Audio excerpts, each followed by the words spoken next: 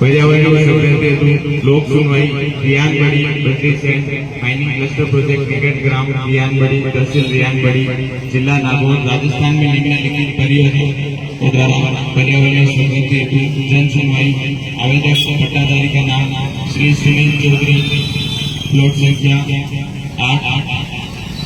पट्टा क्षेत्रफल 40.418 हेक्टेयर खसरा संख्या 609 परियोजना लागत करोड़ में 8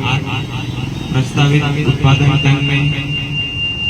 13,84 टन श्री सुशीला जादरा प्लॉट संख्या 9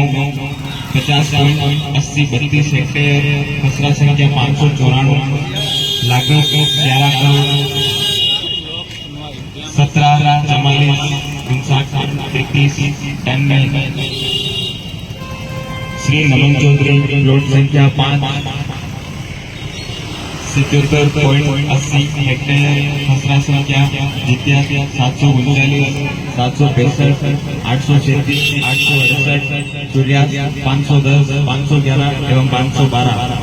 परियोजना की लागत 12 करोड़ 40.33 टन उत्पादन